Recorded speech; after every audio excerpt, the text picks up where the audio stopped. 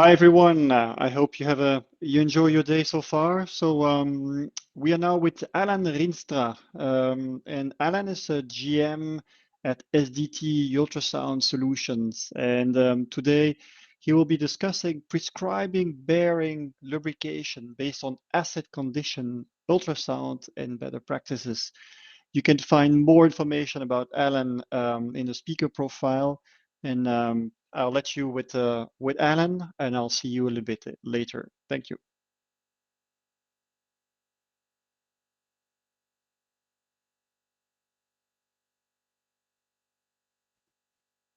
Allan, I think you're muted.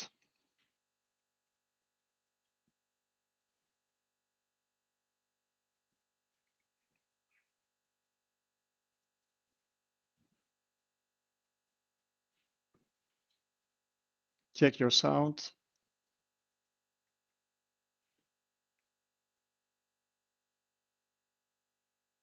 So while they're trying to figure out what the issue is with the sound, you can find Allan's code here on your screen. You can use this code to win Apple products, as you know, so which is discussed here. The code is DJDV. But Allan, you can hear me, right? Thumbs up if yes.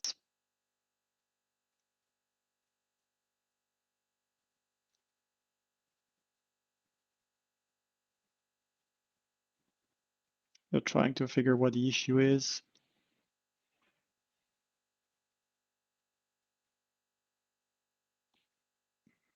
So perhaps while they're doing this, let me just explain you why we have set up the LRVS, where we come from.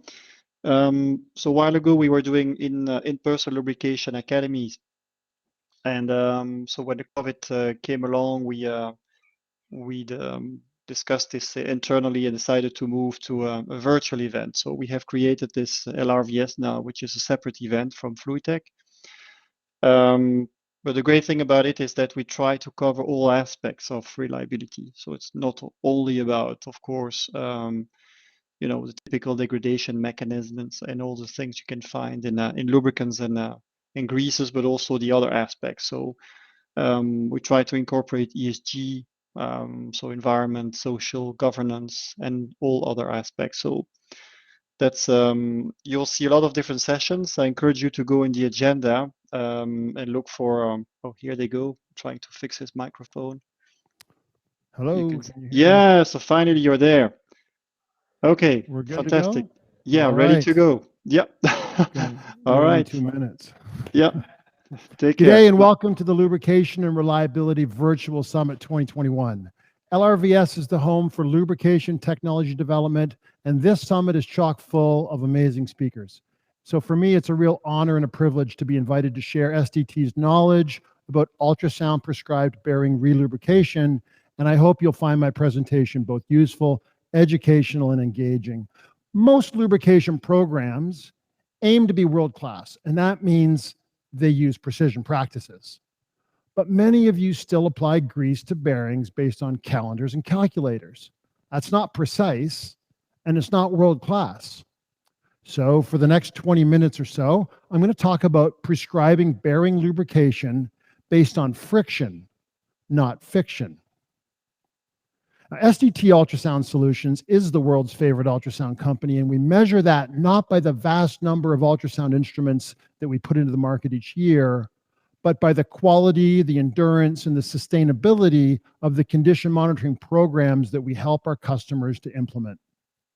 Our mission is simple: to provide solutions that help you anticipate failures, control energy costs, and improve product quality, while contributing to the overall reliability of your assets. My work is gratifying, and I'm proud to come to work each day. Our values are what propel us forward, and when the driving becomes difficult, it's gut check time. So if my decisions check the boxes around respect, simplicity, and flexibility, then I know I've made the right ones. I'm coming to you today live from Cobourg, Ontario, Canada, and this is my home, and it's beautiful. And one day I hope you can all visit and see it for yourself. Our headquarters and manufacturing are all done in Brussels, Belgium, the wonderful capital of Europe. And if you don't make it to Coburg, well, Brussels isn't a bad pit stop either.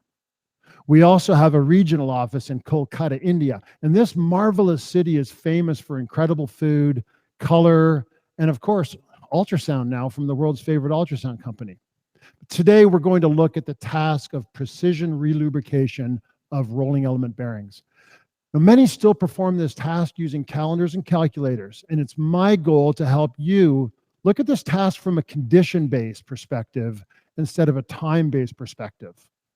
And I'm going to tell you a story based on friction, not fiction. My name is Allan Rienstra, and I'm the Director of International Business Development for SDT. In my career, ultrasound is all I've ever done. And after 30 years, I imagine it's all I ever will do. Well, my love affair with the technology began a long time ago, in 1991. And that's the first time I picked up an SDT 150 and I listened to the intake valves inside the Perkins diesel engine of my father's Massey Ferguson tractor. And the ensuing 30 years have been filled with wonder and discovery as application after application has revealed themselves to me. And today, my unbridled passion for ultrasound is going through a bit of a transformation, really. And I accept that my years of discovery might be mostly behind me. And so now I'm putting my accumulated knowledge to work, helping people get the most from a technology that creates safe workplaces, reduces unplanned downtime, eliminates waste, and helps create that elusive culture of reliability that we all want to achieve. Machinery lubrication remains the single biggest factor affecting asset reliability. Getting it right contributes to a long, trouble-free service life. But get it wrong, as so many of us do, and we can expect unplanned breakdowns, reactive firefighting, drained resources, and a culture of unreliability. And so here begins my story. And what better way to begin a story with once upon a time? It's a way to begin a tale that recaptures our memory of days that seem long ago and forgotten. But it's not all that long ago when our lube technicians were considered the mechanical guru of the facility. And with precision, they injected their oily lifeblood into the assets so critical to our manufacturing. They were the first responders, but their job wasn't to fix and repair, it was to maintain. And these were the people with their finger on the pulse of the plant. They knew when an asset was healthy, and they knew that they had a sixth sense for when trouble was looming. Well, sadly and gradually, these gurus disappeared, and we didn't replace them.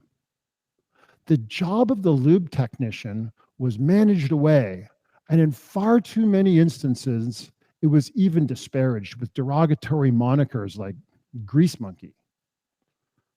Lately, thanks to wonderful conferences like LRVS and other learning opportunities, our focus has turned back to asset management and reliability. And today, we see a flood of new talent streaming through the reliability doorway, and they're all ready to make a difference. But why is nobody lining up in front of the lubrication door? What happened to our thinking to make it such an undesirable job title? If lubrication is the single biggest factor affecting reliability, why aren't you new young technicians knocking down that lubrication door? Better question, why is there one door for lubrication and another one for reliability? Aren't they one and the same thing? We need one path, and we need a wider, all-encompassing door. And we need to avail these new technicians with modern tools and modern ideas and modern training, and they need to be both capable and competent to grease bearings right. But that's not where this story ends. It goes way further back in time. History, it's either ours to learn or to ignore, but it can't be denied. There is a history of poor lubrication practices. And we've been using water, tallow, or oil to help lubricate surfaces for almost 4,000 years. When non-lubricated or improperly lubricated surfaces come in contact, friction is created. And in many cases, this friction is an energy waster as well. And it also generates heat. Pouring a steady stream of duck fat or olive oil on the surfaces, that used to be the best solution we had. Probably in 1700 BC, the job of lube tech would have been advertised as oil pourer. Well, times change and applications evolve, and simply sliding a cart along the ground or up a moderate incline doesn't require the same precision as maintaining that thin film of lubricant in a rolling element bearing. For a sledge or a cart, too much grease is okay. The excess just squeezes out the sides. But fast forward to today, adding grease to a motor bearing until it drips out of the seals and onto your shoes is not what I would consider the best measure of correct grease replenishment quantity. With today's loads and today's speeds, a dedicated oil pouring person is a poor solution. And so is using a calendar and an interval calculator to reschedule lubrication tasks. 4,000 years and counting, and industry still seeks a workable method to determine when and how much lubricant to maintain that perfect separation of surfaces. Statistics are often framed or even manipulated to suit our inquiry. For rolling element bearings, it's a well-established fact that poor lubrication practices are the leading cause of premature failure. Whether it's from using the wrong lubricant for the application, deterioration of the lubricant, lack of lubricant, or grease contamination, as much as 80% of bearing failures can be traced back to poor discipline and control over this critical task. Why do only 5% of maintainable bearings make it to their L10 life expectancy? The answer is poor lubrication practices, such as using the wrong lubricant or mistakenly mixing incompatible greases, or deterioration of lubricant combined with inadequate time between replenishment intervals, lack of lubricant, too much lubricant, and contamination. The list goes on and on. So why do we lubricate? Well, it seems a simple question, yet when we ask that question, the answers we get are not always simple or straightforward, and very rarely are they similar. Some may answer, oh, to fight friction. Yep, that's true. We do add grease to an asset's moving parts to reduce friction. But there's more to it than that. And some may answer to reduce heat. That's also true. The right amount of lubricant does help keep moving parts from getting too hot. But some lube techs, thinking more is better, they take it to the extreme and they add more grease, thinking they're doing good. And instead, they choke the machine's ability to disperse that heat. The real reason to lubricate assets is to form separation between surfaces. This logic applies to not only motor bearings, the pistons in an engine, chains on a chain drive, gears in a reducer, even linear bearings that do not rotate, but slide back and forth. The primary purpose to lubricate physical assets is to keep moving surfaces from coming into contact with each other. Because when they do, failure modes are initiated and life cycle is shortened. Friction is a force which opposes movement between surfaces. Friction increases wear between surfaces. It increases system temperature, and it dramatically increases power consumption. Delivering the right amount of lubricant creates that thin film between two surfaces. And for as long as that film is maintained, it protects the asset from wear and heat while allowing it to produce in an energy efficient way. Some lubricants offer the additional benefit of controlling corrosion. They contain additives which prevent rust, acids, and moisture attacks. Well, grease must be kept free of contaminants, but the very nature of the thickener allows it to pick up that dust and grit. So proper storage is therefore crucial. And clean grease applied properly can actually shield machines from the ingress of contaminants. Now, at SDT, we speak a lot about the war zone. Now, believe me when I say the war zone we speak about has nothing to do with the real life war and the present day tragedies that are going on in the world around us. When we talk about the war zone, we're talking about that region of the bearing where the lubrication mechanism does its most important work. The war zone is where the rolling elements meet the inner and outer raceway, and where base oil bleeds from the thickener to create that thin hydrodynamic film of component separation. That's clear then, right? When we lubricate bearings, and more specifically, when we grease bearings right, we achieve low friction, low temperature, and bearings have the best possible chance of exceeding their engineered lifespan. So, our goal must be to achieve that perfect lubricating film and then maintain it. Unfortunately, a perfect film of lubricating oil doesn't last forever. If it did, we wouldn't need this presentation and we wouldn't need lube techs. We could simply grease it and forget it. That's not our reality. Grease is an organic compound.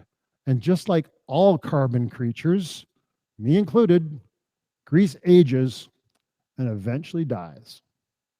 So when we lubricate our assets right, we improve the overall efficiency of our operations.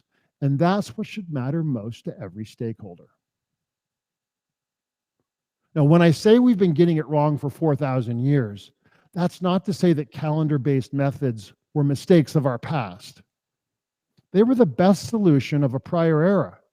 But today, we know better, and we have better technology to support advanced decision-making.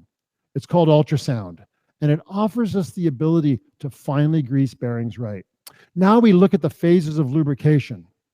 What happens when we inject fresh grease into a bearing? Understanding the churning and the bleeding phases of grease replenishment are critical in tying together the role ultrasound plays in ensuring we finally get this right. And by right, I mean a solution that provides guidance at every step of the grease replenishment task. A solution that tells us when to grease, how much to grease, which types of grease to inject, which grease gun to use for the injection. Provide confirmation that the grease actually reached the bearing, and confirm that the task actually improved the lubrication mechanism, because we know that all too often, maintenance PMs can make the situation worse, not better. Well, ultrasound owns the apex of the P to F curve. And that means that of the big 5 condition monitoring technologies available to most reliability departments, ultrasound gives the earliest indication of an asset's deteriorating condition. Did I say that ultrasound is better than the other 4? No. I said it's first.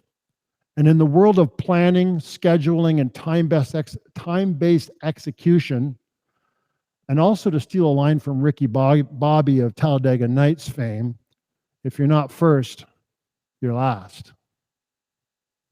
Assessing the cause and effect of failure modes is a scientific approach to help us determine which technology is the best fit for identifying failure modes. Knowing with which of those defects can be detected with ultrasound can save us a lot of time and frustration. There's not much point in using the wrong technology to uncover a defect. Ultrasound allows us to hear above the noise of the factory floor by screening out low-frequency sounds. Inspectors can hear sounds consistent with machine system defects, and these defects produce ultrasound from 3 phenomena: friction, impacts, and turbulence. Now, when faced with the decision whether ultrasound is a suitable technology to find certain failure modes, ask yourself, is it a fit? If the defect produces friction, it's a fit. If it produces impacting, it's a fit. And if it generates turbulence, it's also a perfect fit for ultrasound testing. So you should use our ultrasound fitness test to determine if the technology is the right fit for the defect that you're searching for. Let's talk about training. So why training? Well, if we're still asking this question, then we have a lot of work to do still. But sadly, there are vendors out there that still insist that their products, disguised as solutions, require little or no training. They advertise them as, hey, you'll get results right out of the box. If your solutions provider attempts to convince you with free training or no training required, my advice to you, run away. Our goal must be to create a team of well-trained lube technicians in as short a time as possible. Ultrasound has a very short competency curve. But machinery lubrication goes far beyond just learning how to, push a few buttons on a device. Once we've created competent lube technicians, we also have to ensure that they're capable. How do we do that?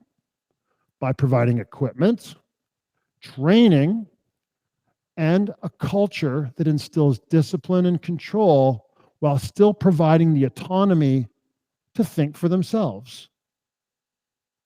Is the asset safe to access? If it's not, is the technician empowered to skip it and provide an explanation as to why he skipped it? Are all measures in place to prevent contamination? This begins in the storage facility, but it ends at the point of application. Is the ultrasound equipment available when it's needed? Is there adequate technology for the whole team?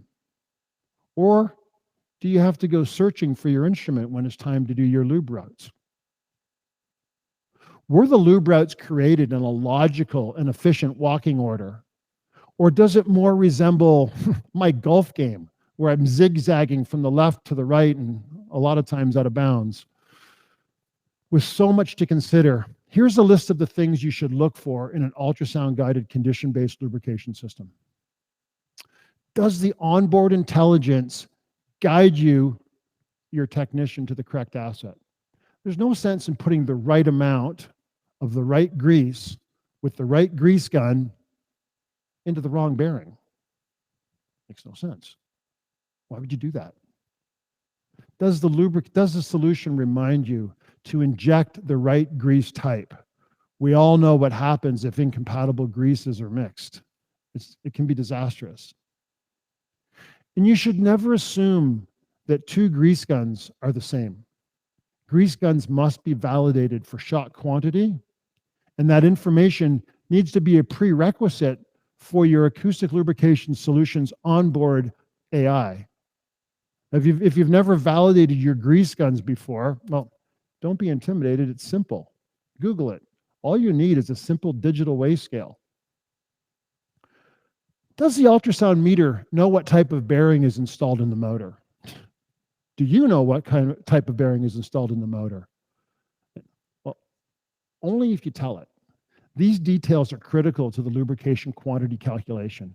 And of course, determining if the bearing should even be maintained in the first place. Running speed is also critical to calculating replenishment quantity.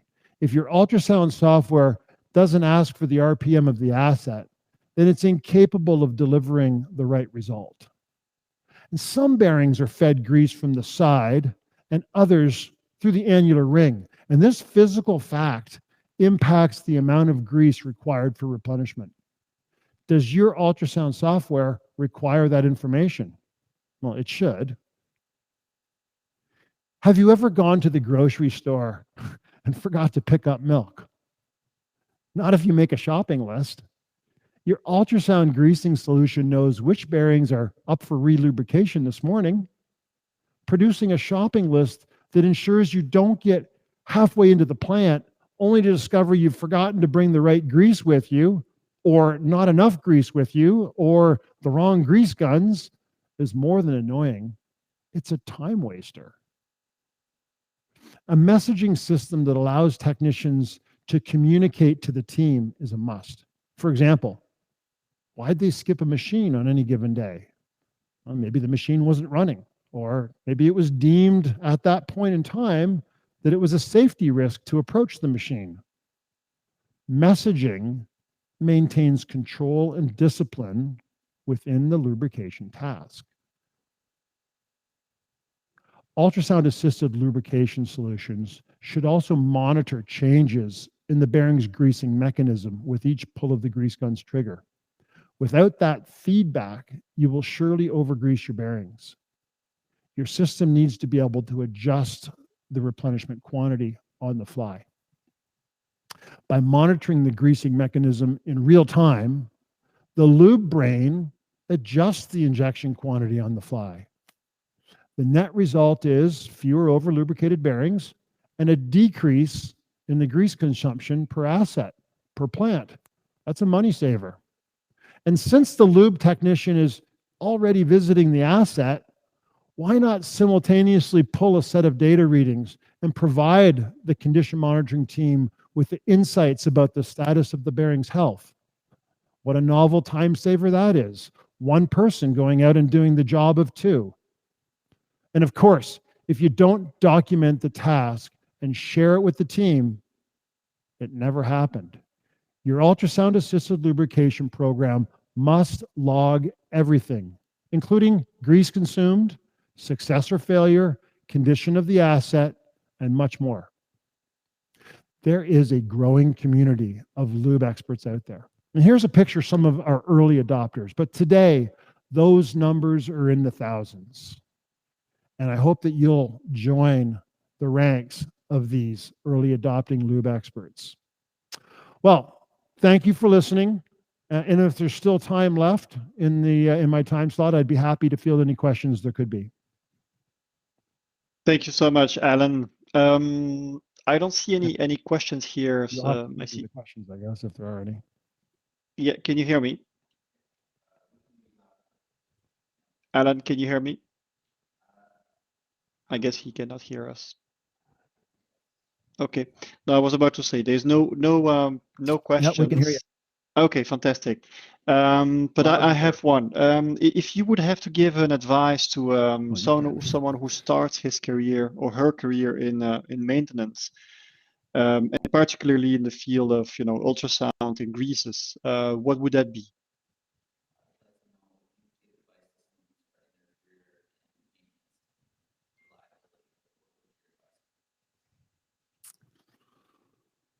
So, okay, well, it really depends on. So, what would my advice be to somebody starting out their career in maintenance and reliability? First of all, if you haven't got a job yet, seek a job that's rewarding. So, seek a job where you know that your management team is going to be aligned with the goals of a reliability program. That everybody understands what those goals are, and that you're going to be empowered to not only have access to the right technology, but also to be trained well. You need to have access to technology, you need to have access to training, and you need a progressive management team that and some of our best condition monitoring programs that we've implemented, we have buy-in all the way up to the CEO level. So really look for an organization that has a reputation of being aligned from top to bottom about reliability, first and foremost. Yep. Well, there's so much more, though. I mean, there's trainings, there's certification, there's all kinds of other things to pursue. But if you're not happy working in the environment that you're in. True. That's the foundation. Yeah. Super. Thanks a lot for all the great slides and your presentation. And see you later on the platform. Thank you so much. Bye-bye. All right. We're all done? No more questions? Awesome. Nope. Well, thank